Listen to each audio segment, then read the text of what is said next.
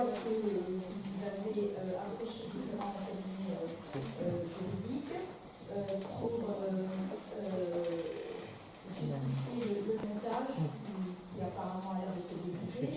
La commune doit présenter, si on a bien compris, le terrain de l'ONERA de 3 plus 1 hectare, donc 4 hectares pour 35 millions d'euros, sans œuvre des vous allez emprunter ça. Ma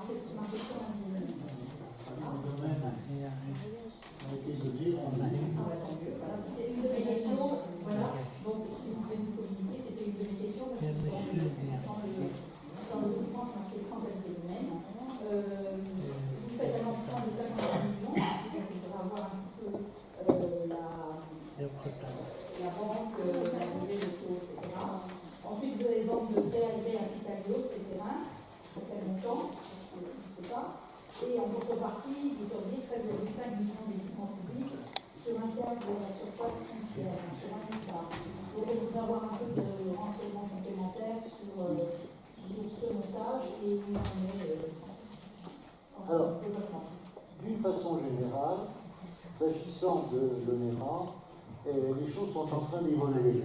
Donc, la situation dont on s'est évoquée, et pour laquelle on a en effet nécessaire de consulter un avocat de façon préventive, préparatoire, c'est pour savoir si le montage qui éventuellement pourrait être envisagé était bien fondé juridiquement.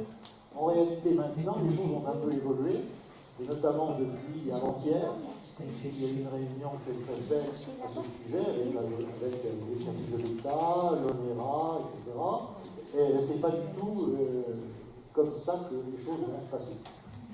Vraisemblablement, les terrains seront achetés par l'établissement public foncier d'Île-de-France, puisque l'ONERA envisage de libérer les terrains que dans 5 ans. Donc, on a le temps d'étudier encore, malheureusement. Et par conséquent, ça justifiera en effet l'intervention de l'EPI. Mais pour l'instant, les choses ne sont pas fixées, elles sont dans les tableaux. Ce que vous avez évoqué, c'était une hypothèse de travail pour laquelle, en effet, on a jugé nécessaire de consulter un cabinet d'avocats pour nous dire si cette méthode était bonne ou pas. Mais pour l'instant, les choses ont bougé, et compte tenu de ce que dit l'ONERA qui libère le terrain dans 5 ans, je veux dire, c'est pas forcément une très bonne nouvelle, mais enfin, c'est pas forcément une mauvaise non plus. Gérant. Une justification pour laisser les terrains dans 5 ans c'est le délai qui leur semble nécessaire pour construire à Orsay leurs nouveaux locaux.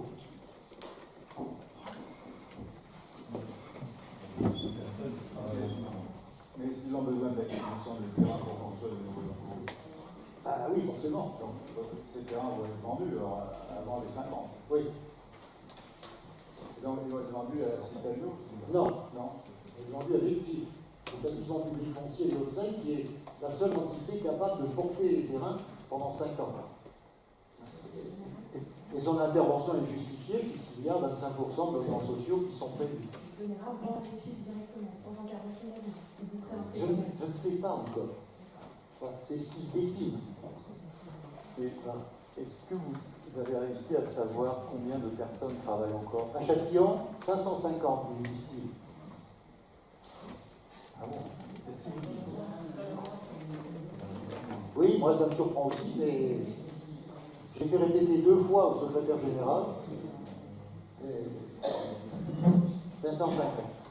Et je rappelle, alors, on verra comment ça va s'organiser, c'est pour ça qu'on a besoin de l'établissement public foncier, puisque nous réclamons la mise à disposition le plus tôt possible d'une partie du terrain du parking pour pouvoir construire une école.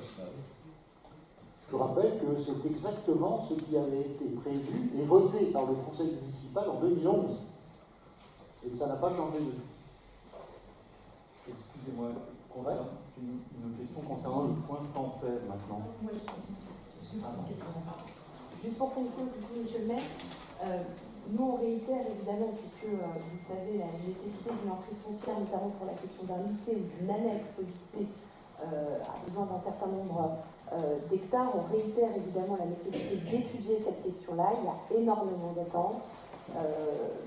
Il est absolument intolérable aujourd'hui de plus en plus que les jeunes collégiens châtillonnais ne puissent plus accéder au lycée Monod, puisque vous savez, vous êtes aussi intervenu, ainsi que d'autres élus, ainsi que moi, sur la question des affectations cette année. On a la Monsieur Cazot, je finis de parler, vous prendrez la parole. Non, donc je finis de parler, je vous remercie. Je sais que c'est un sujet sensible pour vous, mais moi je défends aussi ce que me demandent les châtillonnais et ce que je trouve, Monsieur le maire, ce que je trouve un tout petit peu dommageable sur cette question de l'ONERA, c'est qu'on soit informé effectivement par des bribes. Là, c'est dans le cadre d'une étude juridique où on apprend qu'il y a 620 logements.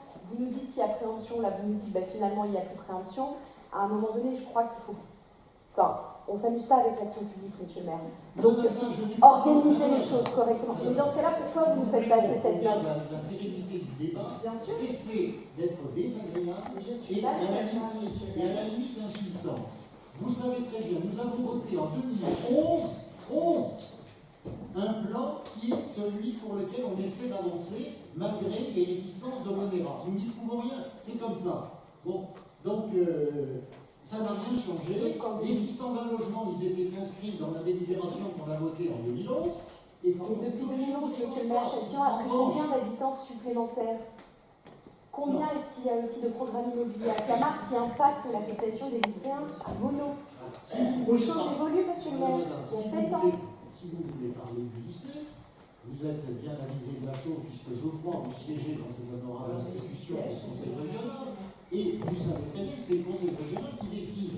Je répète une nouvelle fois, que j'ai saisi la présidente, que j'ai proposé que le terrain du parking puisse accueillir une annexe du lycée.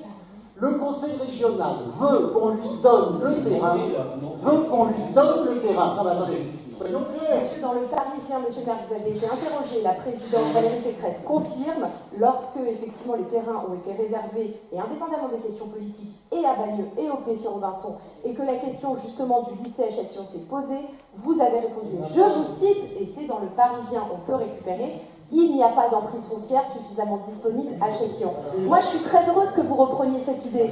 Moi, j'ai pas envie de m'attribuer les choses. Moi, ce que je veux, c'est que les gamins soient pas obligés de faire une demi-heure de trajet supplémentaire alors qu'ils ont un lycée à côté. Donc, si vous le faites, c'est formidable et vous nous aurez à vos côtés. Mais arrêtez simplement de nous balader. C'est ce que je vous demande. Baladez-vous. Si vous voulez, on passe au point suivant parce que j'en ai assez de répéter 100 fois la même chose. De toute façon, vous faites de la politique. Vous faites de la politique, allez-y. On sent que les élections se rapprochent. Agitez-vous, madame. Monsieur le maire, Voilà. dans l'hypothèse que vous soulevez, c'est-à-dire l'acquisition des terrains avec cette nouvelle formule, est-ce qu'on reste sur le financement par quelqu'un dans le processus, etc., des 13,5 millions uniquement? Bien entendu. Parce qu'en 2011, quand on s'était, je me rappelle bien de 2011, on parlait de 650 logements. On parlait effectivement de faire un groupe scolaire, mais on ne parlait pas de son financement. Donc, si on a 13,5 millions d'équipements, on est sur une équation financière qui est assez forte. C'est-à-dire qu'on est à 55 millions, plus 13,5 millions, donc on est pas loin des 70 millions. Et un aménageur qui va faire cette opération, il va avoir à supporter la portée de projet sur le plan financier. On a quelques expériences, notamment du portage de ce que ça donnait au Sablon et à Maison Blanche, donc ça coûte un certain prix. Et puis, on aura également, en plus de ce portage, il y aura les VRD, etc., etc. Quand on regarde bien ce projet et l'aspect financier, on est sur un projet qui, au minimum, va tourner à 80 millions. D'accord? D'accord? Très bien, mais pourquoi pas? Quand on prend les hypothèses 80 millions et qu'on pose l'équation en termes de logement, en termes de mètres carrés constructibles, en prenant des ratios tout à fait corrects, c'est-à-dire ceux qui sont pratiqués sur le marché, les ficholes, etc., l'offre sociale, le non social, etc., on arrive à une opération à 80 millions qui va tourner autour de 60 000 mètres carrés. 60 000 mètres carrés, si vraiment c'est 60 000 mètres carrés, et qu'on prend les taux moyens, on peut prendre un taux bas, bon, je ne prends pas celui de l'EPF qui est dans un point aujourd'hui qui est à 60 mètres carrés par logement, mais prenons 65 mètres carrés, on peut prendre un taux aux alentours de 70 mètres carrés, on tourne dans cette équation-là à 900 logements. Bon. Donc on est loin des 650 logements pour amortir ne serait-ce que les dépenses. Donc je suis un peu, ça m'inquiète un peu. J'étais déjà inquiet avec Mme Lafort lorsqu'on parlait de 650 logements sur le projet que j'ai dit, mais je me rappelle quand même d'un bureau municipal où on en avait parlé. Là, je pense aussi sur certaines opérations pour permettre un équilibre financier, on a été amené à délivrer des mètres carrés supplémentaires pour pouvoir équilibrer les opérations. Donc, il ne faudrait pas qu'on tombe, il faudrait quand même qu'on regarde financièrement de façon complète l'opération. J'ai dit 80 millions, je me suis peut-être trompé, mais j'ai quand même regardé pas mal de ZAC et de comptes d'exploitation de ZAC. Il y a des frais qui tombent qui ne sont pas négligeables en général. Par exemple, si on doit faire le portage de 55 millions, par exemple, ne serait-ce que 55 millions, même si on est à 1%, on sait combien ça va coûter par an. C'est le minimum, en étant très bas, c'est 500 000 ou 600 000 par an.